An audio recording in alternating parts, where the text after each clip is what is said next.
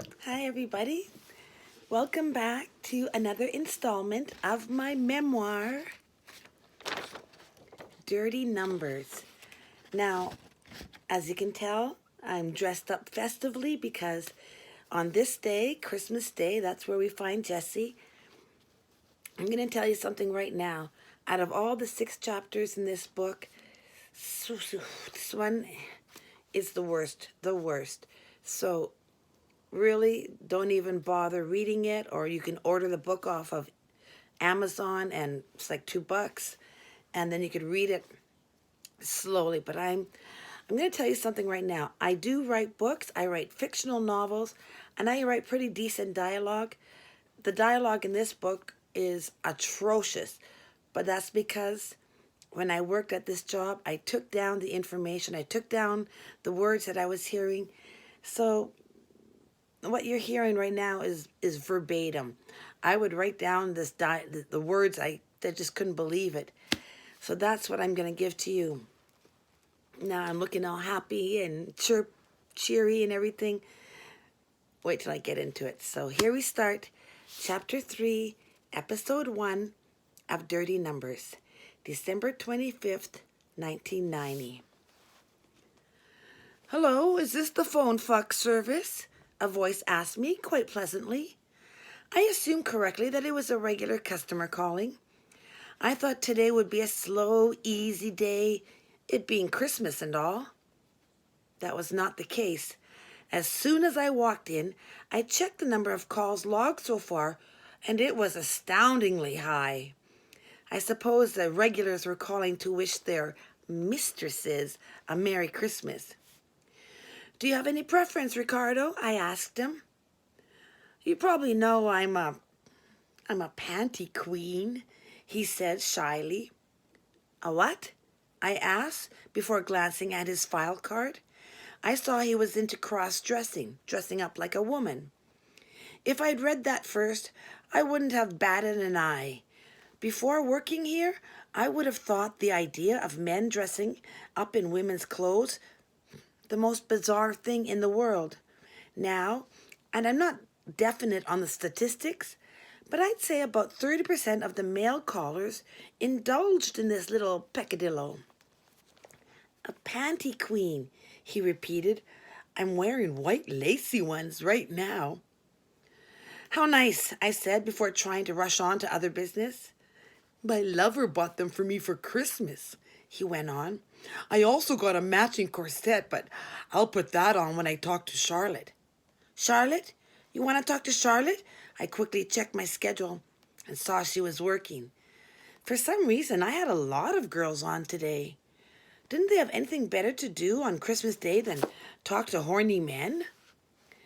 Yes, I've been a bad girl, Ricardo sighed. Tell her the panty queen is awaiting her punishment. Fine, you'll have a call shortly, I said, and hung up. I processed Ricardo's order and called up Ernestine. Hi, girl, I greeted her. What you doing working today? I don't know, she replied in her lackadaisical way. I just thought I'd sign on for a few hours. It's Christmas Day and I don't have anyone here today to share it with. I was feeling kind of lonely and, well, you know how it is. Well, you have a request. Some panty queen. And I used the phrase as if it were already time-worn. Waiting for his punishment. Don't tell me, she said. Ricardo. Right on, I congratulated her. He gets off on calling himself a panty queen, she told me. In reality, I think he's ashamed of the fact. All I do is tell him how sick he is, and he comes in no time. Guess I'll talk to you soon then, I said, and rang off. The phone rang a second later, and I answered it with the usual salutation. Hello, can I help you? Yes, this is Michael Pufflet, a voice said slowly. I'm a regular customer. I was wondering if you could take me out of your files. I won't be using your service anymore. Why? I asked. Is there something wrong? I was busy searching for his file. Upon finding it, I noticed that he was quite a regular customer with a keen interest in Cindy. Oh no, he said strongly. I love your service. It's just that I've been thinking it over and I'd better stop before it causes problems with my wife. So you can take me out of your files? He must have gotten something extra special from the old lady, and now his conscience was bothering him. No problem, Michael, I told him kindly. I've just erased you from our computer. In reality, I wrote a big note on his file card that read, "If Michael calls again, tell him he is no longer on file and retake his info. He thinks he's been erased from our files." "Thank you," he said warmly. "And could you pass a message on for Cindy from me?" "We're not supposed to, sir," I said apologetically. "If you wanted to pass a message to her, I could have her call him, but it would cost $55. That was the name of the game." "It's short," he said quickly. "Just tell her Merry Christmas and... what the hell? Tell her I love her." "Would you like to tell her yourself?" I asked. "Would I have to pay for it?" he asked back. "Yes." "No, that's okay," he replied. "So I'm out of your computer then?" "Completely," I answered, not exactly lying, as we didn't have a computer. "Thank you," he said happily. "Goodbye." "Goodbye, Michael," I said, hanging up and picking up the next line. "Hello, may I help you?" A shy voice spoke to me. "Hi, have I reached the right number?" "What number are you dialing, sir?" I asked. We always had to act suspicious to begin with. "The number from the magazine," he answered. "You've reached the right number," I said. I didn't think he was browsing through money cents. "Would you like to place an order to speak to a girl?" "Yes, please," he said politely. I took his information and then asked him if he had any preference. "Preference?" he repeated. "What do you mean?" "We have many ladies available between the ages of 18 and their mid-40s, I stated. I had taken to often saying many ladies rather than the old, "We have 15 ladies between the ages of 18 and their mid-40s. The reason for this was because if I wasn't paying too much attention, I'd find myself saying, "We have 18 ladies between the ages of 15 and their mid-40s. Can I have someone around 25? He asked. "No problem," I said. "Do you have a blonde lady available?" "Yes, we do." Is there anything else I can ask for?" "Well," I began, "if you have any topic in particular you wish to discuss, I can arrange the right lady for you. Or if you like someone who's dominant, or if you like somebody who's submissive." I gave him the information kind of clinically. "I get it," the bashful man said. "In that case, I'd like someone who talked to me about rimming my asshole with her tongue." He'd gone from being timorous one second to down and dirty the next. I could tell this was going to be a Christmas contrary to any that I'd had before. Scene. "Hello, may I help you?" "Yeah, you can," a gruff voice came back to me. "Who's working?" I could hear loud music playing on some cheap stereo set, a scratchy version of Santa Claus is Coming to Town. "Have you used our service before?" I said archly. Yeah, I'm a regular," he said in the same rough tone of voice. I took an instant dislike to this pig. "Your name, sir?" I stressed the word "sir" so that it sounded just a bit sarcastic. "Jack McIntosh," he spat out. "Who's working?" I said. "One moment, please," I said tensely and put him on hold. He was giving me the creeps, and I wanted to be sure he was a regular. Sure enough, there he was. An excellent customer at that. I wondered why I'd never heard of him in the 3 months I'd been at the service, and saw that he hadn't called since August. I wonder what happened to him. I'd lay odds he was due in time. Taking a deep breath to calm my nerves, I released the hold button. Hello, Jack. What happened? You go for a piss or something? Jack asked impersonally. No, I said, offended. Would you like to place an order? Yeah, who you got that can take verbal humiliation?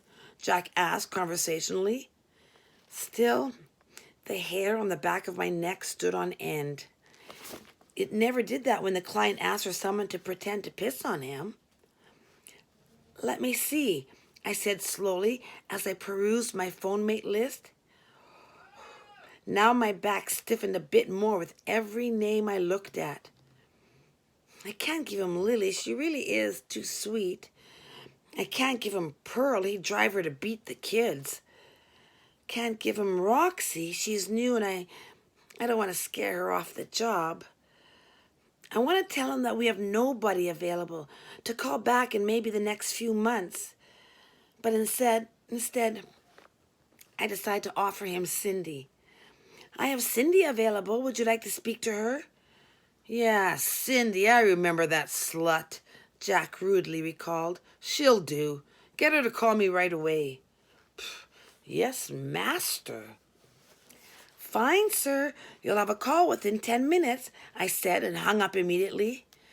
I felt good about getting the last word in, but his gruff voice stuck in my mind. Verbal humiliation. That was one time I did not want to converse cheerfully with the phone mate. Hello, Colette, I said. I got a call for you. His name is Jack. I gave her his phone number in a monotone. Hey, what's the matter with you? She said in a phony Italian accent. It's a Christmas day. Yeah, Merry Christmas. This is a pretty lousy call, I said dejectedly. Why, what does he want? She asked. He asked if I had anyone who could stand verbal humiliation, I replied, hating every dirty word. Is this Jack McIntosh? She asked. Maybe, I said. We're not allowed to give out the client's last name. If the client himself gave it to the girl, that was a different matter. Oh, don't worry about it, Colette laughed, putting me at ease. Just Jack power tripping again. The worst thing he'll probably do is call me a cunt. Oh, that's not so bad, I guess, then, I replied. Personally, I'd be furious if somebody called me that. Peanuts, she said flippantly. It's when you get into rape fantasies that it gets hard. Some of these guys don't realize it's actually happened to some of us. It's sickening when we have to relive it for their pleasure. Oh, shit, I remembered. Didn't I give you a rape fantasy call yesterday? Yeah, you did, but that's okay, Colette said quickly. I'll do any kind of call. So I can continue to pass through the rape fantasies? I wanted to clarify this. Sure, she replied, unless the guy's name happens to be Marty. I don't do rape fantasies with guys called Marty. She left me with a funny feeling I wouldn't be trusting too many Martys from now on either. Scene. And do you have any preference? Yeah, I do, the customer replied. I have a real fondness for blondes. We have plenty of ladies on today, I said. I'll have Charlotte call you immediately. Wait, is she a blonde? I mean, a real blonde? He asked urgently. She doesn't dye her hair, does she? No, she's a real blonde, I reassured him. I then proceeded to call up Ernestine, who, being a black girl, probably had the blackest hair of all my ladies working. The phone rang, and I picked it up. Hi, can I help you? Who's on Pussy Patrol? A hoarse voice asked. I immediately hung up, unimpressed with the man's choice of words. The telephone immediately rang again, and I answered it. Hello, can I help you? The same hoarse voice spoke to me. Sorry about that. This is Donald Drake. I'm a regular customer. Can I place an order? That was more like it, but still I had to give him a piece of my mind. Yes, Donald, but from now on, please save that type of talk for the phone mates. I'm the operator, and when you talk to me, you have to try and keep it businesslike, okay? Okay, good. Then, who would you like to place an order to speak to? I asked politely, now that we'd straightened out our little problem. Who's on push? Who's working? I have Lily, Jennifer, Sarah, Shauna, Pearl, Cindy, Charlotte, Tiffany, and Cindy working, I informed Donald. Would you like to speak to one of them? Oh, I'm pretty horny right now, Donald said. Could Shauna phone me right away? Yes, she can, I said. You'll have a call within 5 minutes. I'll try not to play with myself too much before she calls.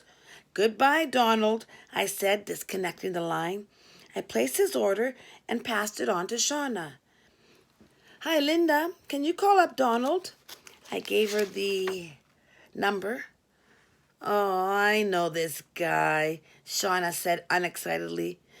He's so boring. He never has anything to say. Okay, I gotta go, I said quickly. The other phone is ringing.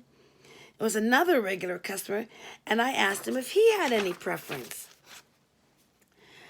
Yeah, but I don't know if you can help me, he said. We probably can, I replied. We have all sorts of ladies on today. Do you have any nursing mothers? I admit I was thrown a little.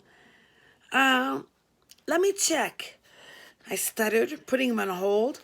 I glanced through his file and saw that most of the phone mates I had working had, at one time or another, been a nursing mother for this guy. I went back to the client. Yes, sir, as a matter of fact, we have a couple working today. Oh, I talked to this girl Shauna once, Ryan recalled. She was really good. Is she still nursing? I glanced at his file and saw it had been 2 years since he had last spoken to her. Could she logically still be nursing? I decided that most of the callers knew next to nothing, so I went ahead and said, yeah, she is. Oh, but she wouldn't be available for another 10 minutes or so. Oh, I hate when they're busy, he pouted. If you wouldn't mind just waiting a few minutes, I can have her call you as soon as she's free, I promised. I want my mummy now, he shrilled. I almost hung up on him until I remembered he was a regular caller. Who else is nursing? Is she available right now? I can have, I didn't know who to pass him to. I realized Carla/Lily may have nursed her baby, and I'm sure sensible Joyce/Pearl must have nursed one of her 4 kids. But I was sure a call like this would turn them off this job forever. I looked at who I had available. Sarah can call you. Sarah? He asked suspiciously. Didn't I talk to her last time? He was right. Yes, you did. She's still nursing. She was terrible, he said with feeling. I wanted to hear her baby being fed, and she wouldn't even do that for me. I could understand why he remembered Shauna so fondly. I wondered what trick she had for making that noise. If Sarah's the only mother available, then I don't think I want to place a call. Wait, I said quickly. I just realized I have another nursing mother on. It sounded pretty lame, but he bought it. Can she call me right now? He asked. Yes, she can. Her name is Jennifer. Her name is Mommy, he cooed. Yes, whatever. She'll call you immediately, I said before hanging up on him. The phone rang right away. Hi, can I help you? Yeah, I have a big wad to shoot still, a voice growled at me. I hung up before he could say another word. The phone again rang, and after my greeting, the client said, Hi, it's Donald Drake. You keep hanging up on me. Did you just call me a second ago? I accused him. Yeah, that was me, he confirmed.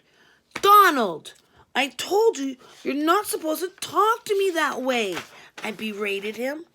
Whenever I hear language like that, I just hang up right away. I'm still horny, though, he whined. I don't think he paid too much attention to my morality speech. Can you have Shauna call me again? Yes, she'll be calling you right away, I said. Goodbye, Donald. Yeah, and sorry about my language.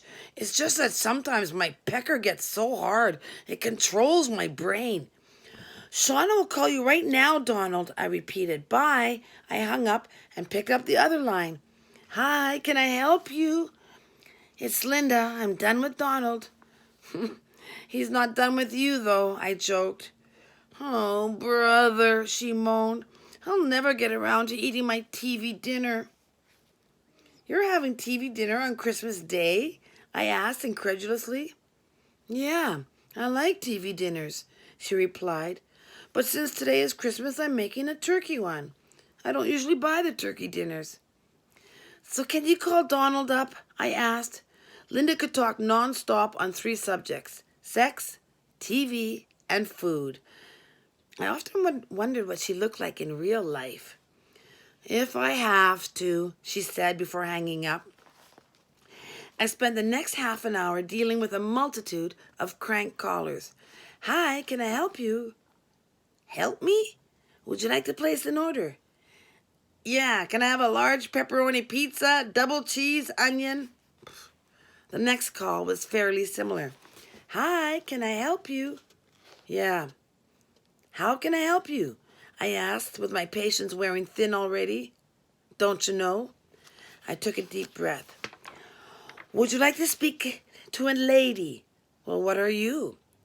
I am the operator, you fucking moron. If you'd like to place an order to speak to a lady, you stupid idiot, I am the person you would have to go through. Is that clear? Scumbucket. He hung up on me. I guess I wasn't a lady after all. I took another call from a new customer. He seemed to be working out all right until I asked him if he had any preference. Do you have black girls? He asked. Yes, we do. Really? He gasped. Gee, I never spoke to a black woman on the phone before. From that statement alone, I knew he wouldn't turn out to be legitimate. He was probably a kid. It was such an immature thing to say. I could have been black for all he knew. Sure enough, the phone wasn't in his name. The next line went, and I sighed as I picked it up. Hello, can I help you? It's Linda. I'm done with Donald. Do you know how hard it is to talk to someone who never has a word to say back to you? Honest, he bores me to tears sometimes, Linda said bitterly. Is he really that bad? I asked disbelievingly. He always seems to have something to say when he calls me. Oh, there's the phone. I gotta go. I picked it up. Hi, can I help you? Oh, I shot a big load of cum, but I'm still hard. I almost hung up on him until I realized I knew that recent voice. Donald! I yelled. Don't talk like that! I wonder why he wanted to waste his money on phone mates. He had a hard time talking to them, and obviously he didn't seem to enjoy himself. It seemed he could only get off when he talked to the poor receptionist. It didn't cost him a cent either. Once he figured that out, we were going to lose a regular customer and gain a regular obscene caller. Scene. And the end of this episode 1. I'm coming back with more, and let me warn you, it gets worse. So I hope to see you guys coming back for episode 2. See you soon.